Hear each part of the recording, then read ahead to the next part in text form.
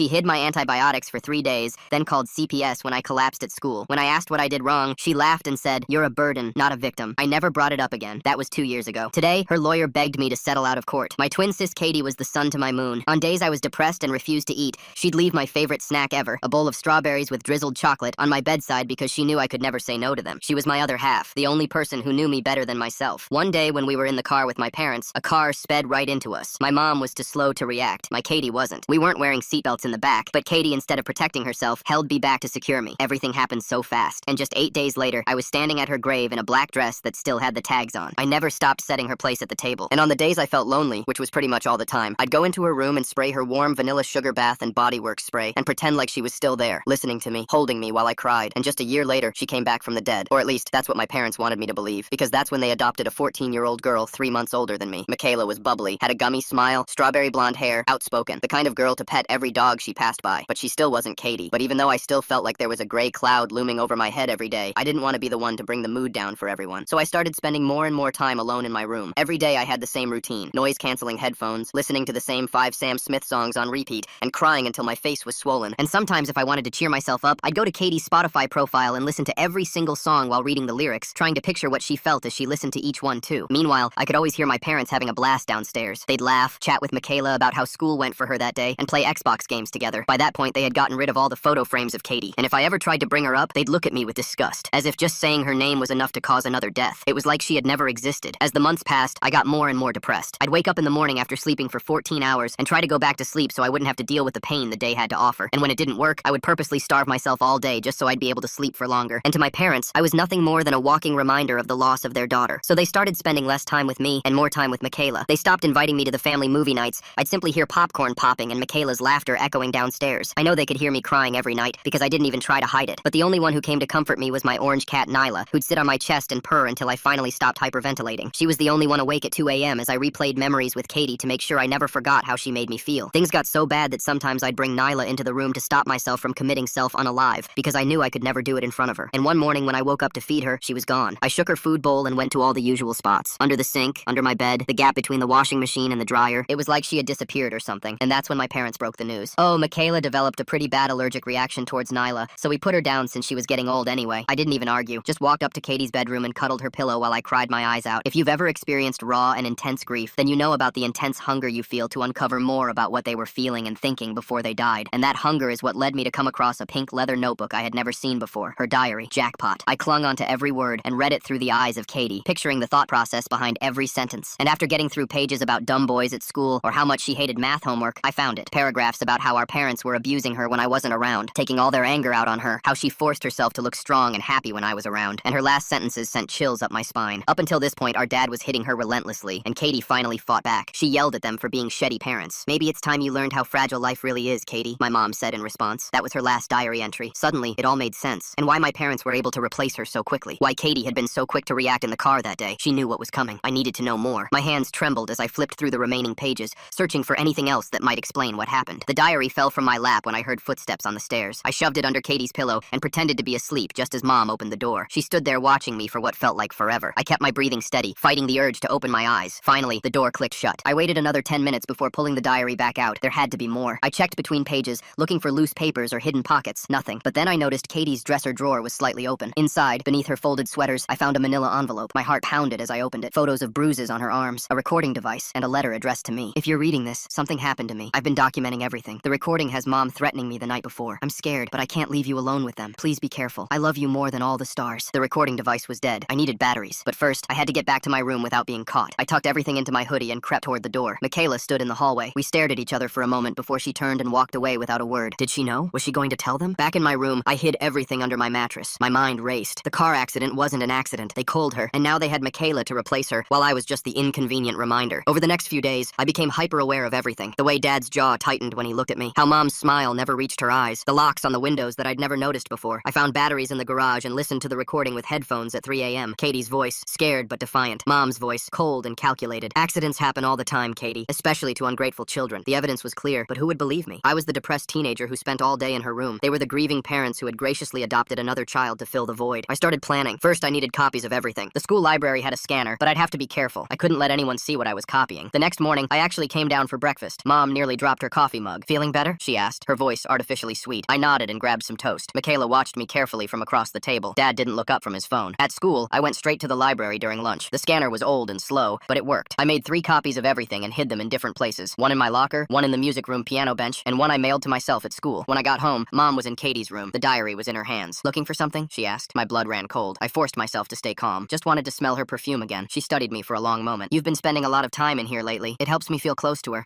She set the diary back on the shelf. Dinner's at 6. Don't be late. After she left, I checked under the mattress in my room. The envelope was gone. They knew I knew. That night at dinner, everyone acted normal. Too normal. Michaela chatted about her history project. Dad asked about her soccer tryouts. Mom kept refilling my water glass, watching to make sure I drank it. I pretended to sip, but barely swallowed any. When dessert came out, my favorite chocolate cake, I knew something was wrong. We never had dessert on weeknights. I'm still full from dinner, I said. Mom's eye twitched. Just a small piece. I made it especially for you. I took a tiny bite and held it in my mouth until I could spit it into my napkin. My tongue felt slightly numb where the cake had touched it. That night, I wedged my desk chair under the doorknob and stayed awake. Around 2 a.m., I heard the knob turn, then silence. They were testing to see if I was really asleep. I couldn't stay here, but I couldn't run without a plan either. They'd just report me as a runaway, and the police would bring me right back. The next day, I went through the motions at school while my mind worked overtime. I needed an adult who would believe me, someone outside the family who couldn't be manipulated. Then I remembered Mr. Dodley, the guidance counselor who had tried to help me after Katie died. He'd given me his cell number and said to call any time. I'd never used it, but I still had the card in my backpack. During study hall, I texted him from the library computer lab, creating a new email account first. Need to talk. Urgent. Can't explain at school. He responded within minutes with an address. His office was in a community center downtown, where he volunteered on weekends.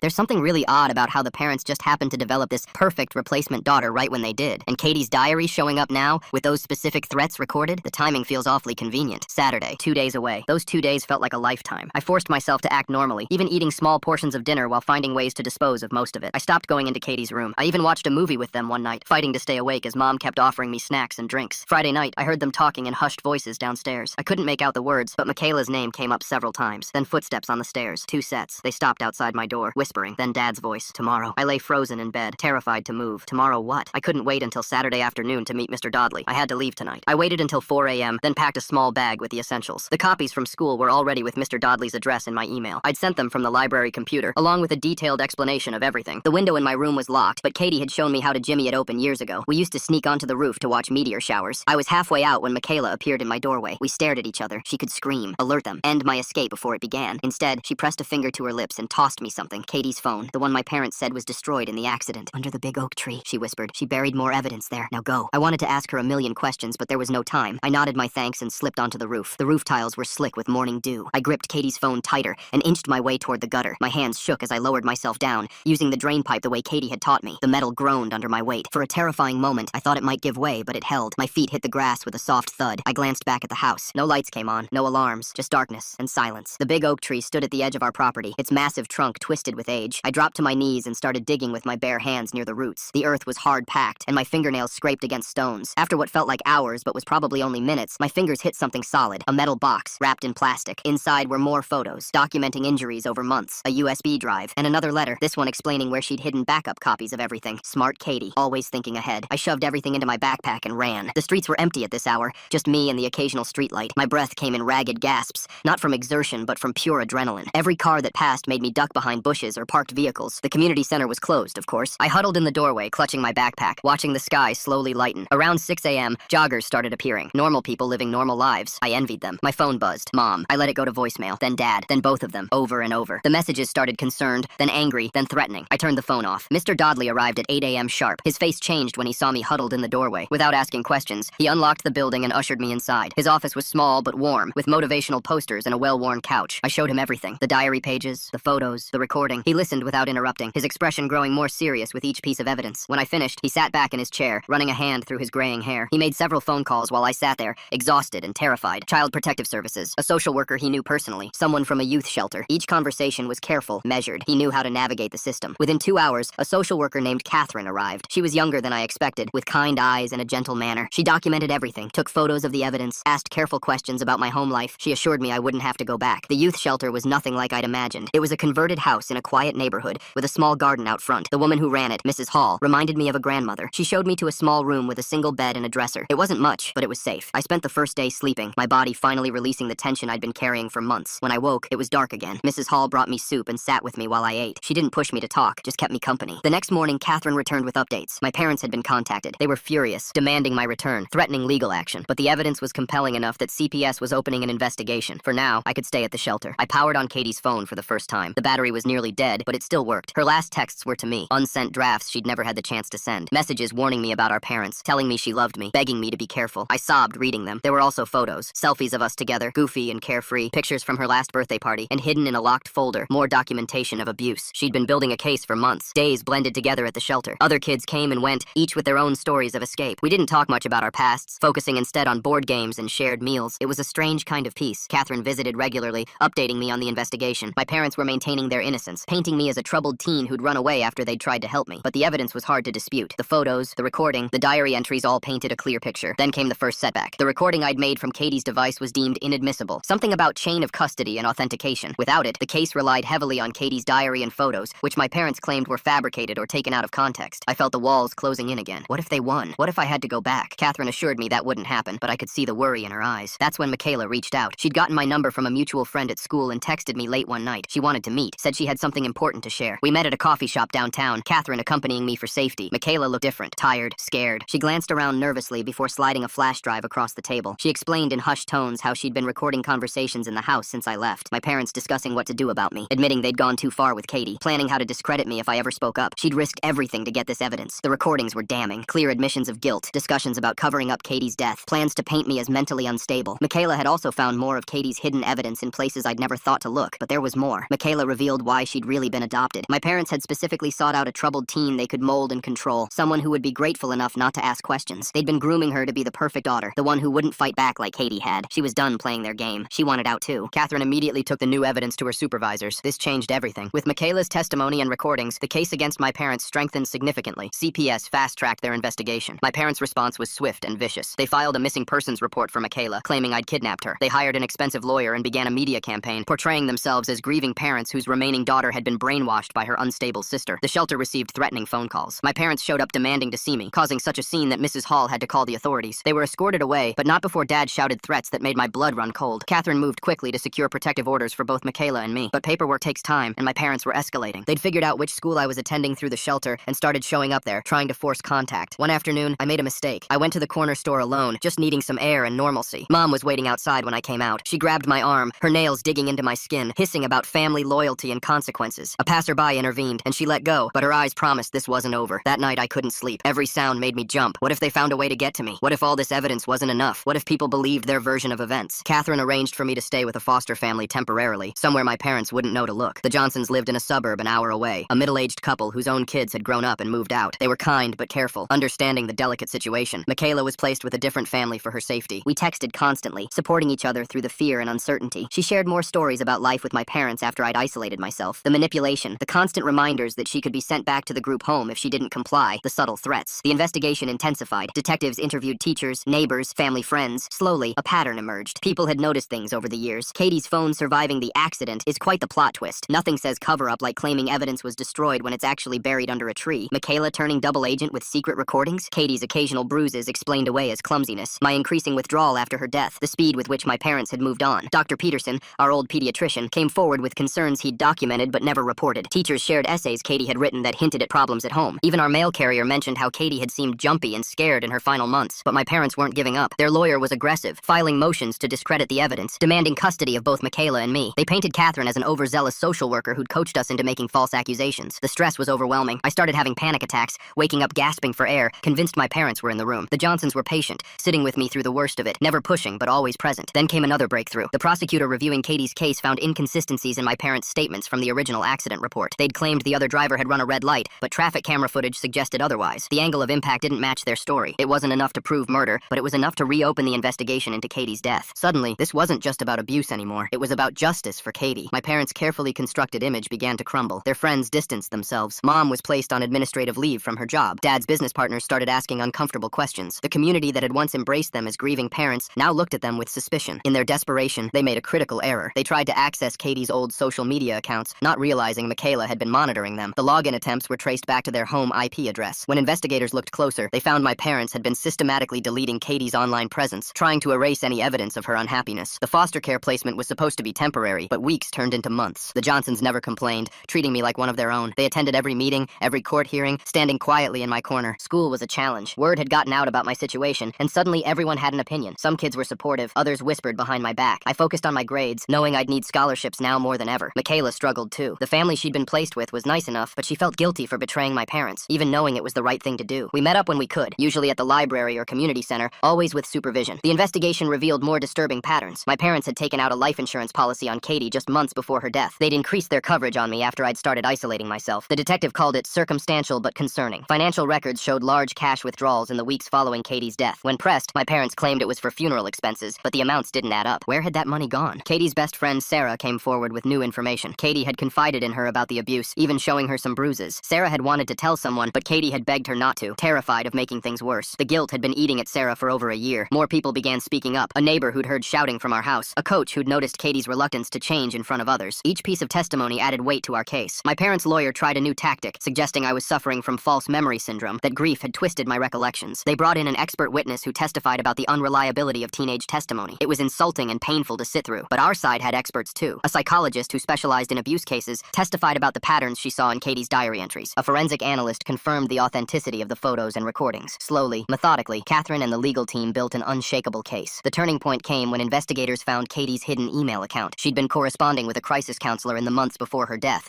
documenting the abuse in real time. The emails were heartbreaking to read, but they were also undeniable proof. My parents' story began to shift. Now they admitted to being strict, but claimed it was out of love. They acknowledged making mistakes, but denied any intentional harm. Their lawyer advised them to consider a plea deal. Meanwhile, I was trying to build some semblance of a normal life. The Johnsons encouraged me to join activities, make friends. I started volunteering at the animal shelter, finding peace in caring for abandoned pets who, like me, just needed a safe place to heal. Therapy helped, though it was hard to open up at first. My therapist specialized in trauma and grief, patiently working through the layers of pain and guilt I carried. Guilt for not seeing what Katie was going through. Guilt for surviving when she didn't. Guilt for destroying my family, even though I knew they'd destroyed themselves. The legal process dragged on. Hearings were postponed, rescheduled, postponed again. Each delay felt like torture, prolonging the uncertainty. My parents used the time to mount a public relations campaign, giving interviews to sympathetic media outlets, painting themselves as victims of a broken system. But the truth has a way of surfacing. A journalist investigating their claims uncovered more inconsistencies. Former friends of my parents came forward with disturbing stories. The narrative began to shift in the public eye. Michaela and I grew closer through the ordeal. We were the only ones who truly understood what the other had been through. She shared more about her life before our family, the neglect and instability that had made her vulnerable to my parents' manipulation. One evening, while doing homework at the Johnsons' kitchen table, I realized something had shifted. For the first time in over a year, I'd gone a whole day without crying. It was a small victory, but it felt monumental. The prosecutor finally announced they had enough evidence to move forward with criminal charges, not just for abuse, but for Katie's death. Second-degree murder charges were filed against both my parents. The news hit me like a physical blow. It was what I'd wanted, what Katie deserved, but it also meant accepting the full horror of what they'd done. Their arrest was surreal, seeing them in handcuffs on the evening news, looking smaller and older than I remembered. Mom cried for the cameras. Dad stared straight ahead, jaw clenched. I felt nothing but emptiness. Bail was set high, but they managed to pay it through a combination of savings and loans from family members. The conditions were strict. No contact with Michaela or me, regular check-ins, ankle monitors. Still, knowing they were out there made my skin crawl. The Johnsons installed extra security at their home. Catherine arranged for increased monitoring. Everyone assured me I was safe, but fear isn't always rational. I still woke up at night, certain I heard their voices. As the trial date approached, the pressure intensified. Their lawyer filed motion after motion, trying to get evidence thrown out, witnesses discredited, charges reduced. Each hearing was a battle, each small victory hard won. I had to testify. The thought terrified me, but Katie deserved to have her story told. Michaela would testify too, along with dozens of others who'd witnessed pieces of the truth over the years. Preparation was grueling. The prosecutor walked me through what to expect, how to handle cross-examination, how to stay calm under pressure. They warned me my parents' lawyer would try to twist my words, make me look unstable or vindictive. The media attention was overwhelming. Reporters camped outside the courthouse trying to get statements. The Johnsons shielded me as much as possible, but it was impossible to avoid entirely. My face was on the news, my story dissected by strangers. Support came from unexpected places. Other survivors of abuse reached out with encouragement. Katie's old teachers sent letters of support. Even some of my parents' former friends expressed their sorrow for not seeing the truth sooner. The trial was set to begin in 2 weeks. Everything we'd fought for, everything Katie had documented, would finally be heard. Justice felt close enough to touch, but I'd learned not to count on anything until it was over. Those final days of preparation were intense. I practiced my testimony until I could recite it without breaking down. Michaela and I met with the prosecutor together, our stories intertwining to create an undeniable picture of what our home had really been like. The night before the trial, I couldn't sleep. I sat in the Johnsons' backyard, looking at the stars, thinking about Katie, wondering if she knew how hard I'd fought for her, hoping she'd be proud. Mrs. Johnson found me there as the sun was rising. She wrapped a blanket around my shoulders and sat beside me in silence. Sometimes there are no words for the magnitude of what we face. Sometimes presence is enough. The courthouse loomed before me, all marble and authority. My legs shook as I climbed the steps. Catherine on one side, the Johnsons on the other. Michaela was already inside with her foster family. We'd been instructed not to interact before testifying. The courtroom was packed. Media, community members, social workers, investigators, and there, at the defendant's table, my parents. They looked different, smaller. Mom had lost lost weight, her designer clothes replaced with conservative court attire. Why would they try to access Katie's social media accounts knowing everything was being watched so closely? The timing of those life insurance policies raises so many questions about what they were really planning all along. Dad's hair had gone grayer, his confident posture diminished. Our eyes met across the room. For a moment, I saw something flicker in Mom's expression. Regret? Fear? Then her lawyer whispered something, and her face hardened into the mask I knew so well. The judge entered, and everyone rose. This was it. Everything we'd discovered, every piece of evidence Katie had hidden, every truth that had been buried would finally come to light. My hands trembled as I clutched the victim impact statement I'd written about my sister. The prosecutor's opening statement was powerful, laying out the pattern of abuse, the escalation that led to Katie's death, the cover-up that followed. She painted a picture of parents who'd seen their daughter as property, who'd responded to her independence with violence, who'd ultimately decided she was too much trouble to keep alive. The defense attorney's response was predictable, a tragic accident twisted by a grieving, mentally unstable teenager. Parents who'd perhaps been too strict but never malicious. A rush to judgment by overzealous investigators. I forced myself to listen, knowing I'd need to counter these arguments when my time came. The first witnesses were the investigators who'd reopened Katie's case. They presented the evidence methodically, building the foundation for what was to come. Traffic camera footage that contradicted my parents' version of the accident. Financial records showing the life insurance policies. The pattern of doctor visits that had stopped abruptly in Katie's final months. Each piece of evidence felt like a vindication of what I'd known in my heart. Katie hadn't died in a random accident. She'd been murdered by the people who were supposed to protect her. When the first day ended, I was exhausted but oddly energized. The truth was finally being told. Katie's voice, silenced for so long, was being heard through the evidence she'd left behind. The second day of testimony brought Katie's teachers to the stand. Each one described the bright student who'd gradually become withdrawn. Mrs. Henderson from English class produced essays Katie had written, including one about feeling trapped in a house where love came with conditions. The defense tried to dismiss it as typical teenage angst, but the pattern was too consistent to ignore. Sarah took the stand next. Her hands shook as she described the bruises Katie had shown her, the fear in her friend's eyes when she talked about going home. She broke down describing how Katie had made her promise not to tell anyone, terrified it would make things worse. The guilt in Sarah's voice was palpable as she admitted she'd kept that promise even after Katie died. Dr. Peterson's testimony was clinical but damning. He'd documented concerns about Katie's injuries over the years, noting how the explanations never quite matched the bruise patterns. He'd considered reporting it several times, but had been swayed by my parents' respectable facade and plausible explanations. His regret was evident as he detailed each missed opportunity to intervene. The forensic analyst took the jury through the technical evidence. The photos from Katie's hidden stash were authenticated, the metadata proving they'd been taken over months leading up to her death. The diary entries were confirmed as Katie's handwriting through comparison with her school assignments. Every piece of evidence Katie had carefully hidden was validated as genuine. When Michaela took the stand, the courtroom fell silent. She described how my parents had found her through the foster system, specifically seeking a teenager who would be grateful and compliant. She detailed the subtle threats, the constant reminders that she could be sent back if she didn't play the perfect daughter role. Her voice grew stronger as she described finding the courage to help me escape, knowing it meant risking her own safety. The recordings Michaela had made were played for the jury. My parents' voices filled the courtroom, discussing how to handle the situation with me. Mom's voice, cold and calculating, suggesting they might need to have me committed if I became too much trouble. Dad agreeing that they'd made mistakes with Katie, that they'd been too obvious. The jury's faces showed their horror as they heard my parents casually discussing their dead daughter like a failed business venture. My turn came on the fourth day. My legs felt like jelly as I walked to the witness stand. The prosecutor started with easy questions, establishing who I was, my relationship with Katie. Then we moved into harder territory. I described finding the diary, the slow realization of what had been happening. My voice cracked when I talked about Katie protecting me in the car, how she'd known what was coming. The cross-examination was brutal. The defense attorney tried to paint me as unstable, grief-stricken, possibly delusional. He suggested I'd misinterpreted normal parental discipline as abuse. He questioned why I'd never noticed anything wrong if the abuse was so severe. Each question felt like an attack, but I held steady, remembering Katie's strength. I described the night they'd drugged my dessert, how I'd pretended to eat while spitting it into my napkin. The attorney suggested I was paranoid, seeing threats where none existed, but the medical records Catherine had obtained showed traces of sedatives in my system from a hospital visit days after my escape. The evidence supported my story. The prosecutor redirected, letting me explain how Katie had hidden her suffering to protect me, how she'd maintained a cheerful facade whenever I was around, taking the brunt of our parents' anger so I wouldn't have to. The jury saw the love between sisters, the sacrifice Katie had made every day. More witnesses followed, neighbors who'd heard arguments, the mail carrier who'd noticed Katie's fearful behavior. Each testimony added another piece to the picture of a house where love was conditional and violence was hidden behind suburban respectability. The prosecution's final witness was the accident reconstruction expert. Using traffic camera footage, skid mark analysis, and vehicle damage patterns, he demonstrated that the crash couldn't have happened the way my parents claimed. The angle suggested the car had been deliberately steered into the path of the oncoming vehicle. It wasn't conclusive proof of murder, but it cast serious doubt on the accident narrative. The defense's case was shorter. They brought character witnesses who testified about my parents' involvement in the community, their reputation as loving parents. But under cross-examination, these witnesses admitted they'd never been inside our home, never seen our family dynamics up close. Their testimony felt hollow against the mountain of evidence. My parents didn't testify. Their lawyer advised against it, knowing the prosecution would tear their story apart. They sat silent as their attorney made closing arguments about reasonable doubt, about the danger of believing troubled teenagers over grieving parents. The prosecutor's closing was methodical and devastating. She walked the jury through the pattern of abuse, the escalation, the threat Mom had made about teaching Katie how fragile life life was. She showed how the car accident aligned perfectly with that threat, how my parents had immediately moved to replace Katie with Michaela, how they'd tried to silence me when I discovered the truth. The jury deliberated for 2 days. Those were the longest days of my life. I stayed with the Johnsons, unable to eat or sleep, jumping every time the phone rang. Michaela texted constantly, both of us trying to prepare for any outcome. When the call finally came, we rushed to the courthouse. The media was already there, cameras ready. Inside, the courtroom was packed. My parents sat rigid at the defense table, their masks finally slipping to show the fear underneath. The judge asked for the verdict. The jury foreman stood, paper trembling in his hands. Guilty of second-degree murder, guilty of child abuse, guilty of conspiracy. The words hit me like physical blows. Relief, grief, and vindication all crashed together. Mom collapsed, sobbing. Dad's face went white, his jaw working soundlessly. Their lawyer immediately announced plans to appeal, but the damage was done. The truth was finally acknowledged. Sentencing came 6 weeks later. The judge, after reviewing all evidence and impact statements, handed down 25 to life for each parent. They were led away in handcuffs, Mom still crying, Dad finally broken. I felt no satisfaction, only a hollow ache where my family used to be. The Johnsons drove me home in silence. That night, I sat in their backyard, holding the photo of Katie and me that I'd managed to save. She was gone, nothing would bring her back, but her truth had finally been told. Her sacrifice to protect me had led to justice. Michaela and I met the next week at a park. We sat on swings like the children we'd never really gotten to be. She was staying with her foster family, who'd offered to make the placement permanent. She'd found something she'd never had before, a real home with people who cared about her without conditions. I returned to school, trying to piece together some kind of normal life. The other students treated me differently now, some with pity, others with a respect I didn't want. I focused on my grades, on building a future Katie would have been proud of. The Johnsons offered to let me stay until I graduated. They never pushed, never demanded gratitude, just provided the stable home I'd lost. Mrs. Johnson taught me to cook. Mr. Johnson helped with college applications. They showed me what parents were supposed to be. Katie's birthday came and went. I visited her grave alone, bringing strawberries with chocolate drizzle. I told her about the trial, about how her evidence had made the difference. I promised to live the life she'd protected, to make choices that honored her sacrifice. The defense lawyer calling a grieving sister delusional, while the medical records literally prove her right? That's some serious courtroom gymnastics. Guess they missed the part where facts beat fancy footwork every time. The anniversary of the accident was harder. I couldn't stop reliving that moment. Katie's arms holding me back, protecting me one last time. The Johnsons found me sobbing in my room and simply sat with me until the storm passed. College acceptance letters started arriving. Each one felt like a betrayal, moving forward without Katie. But I knew she'd want me to go, to build something from the ashes of our family. I chose a school several states away, needing distance from the memories. Michaela and I promised to stay in touch. We'd been thrown together by tragedy, but we'd become sisters by choice. She understood the complicated grief of losing parents who were still alive, the guilt of being free when Katie wasn't. My last session with the therapist focused on survivor's guilt. She helped me understand that living fully wasn't a betrayal of Katie's memory, but a tribute to it. That every good thing I did, every moment of happiness I allowed myself, honored the life she'd died protecting. Packing for college, I found the strawberry-scented lip gloss Katie had loved. I'd kept it all this time, unable to throw away even the smallest reminder. I decided to take it with me, a tiny piece of her to carry forward. The Johnsons drove me to campus, helped me set up my dorm room. As they prepared to leave, Mrs. Johnson hugged me tight. They'd shown me that family wasn't just about blood, but about choosing to show up, to stay, to love without conditions. That first night in my dorm, I looked at the stars through my window and whispered a thank you to Katie for protecting me, for documenting the truth, for loving me enough to ensure I'd have a chance at the life she'd never get to live. I pulled out my laptop and opened a new document. It was time to write our story, not for fame or recognition, but for healing, for other sisters who might be hiding bruises, for Katie, whose voice had been silenced but whose truth had ultimately prevailed. The cursor blinked on the empty page. I took a deep breath and began typing. My twin sister Katie was the sun to my moon. Makes you think, right? What's actually going through her head as she keeps typing the same thing about Katie being the sun to her moon? Yeah, I've got questions too. Subscribe for more content like this.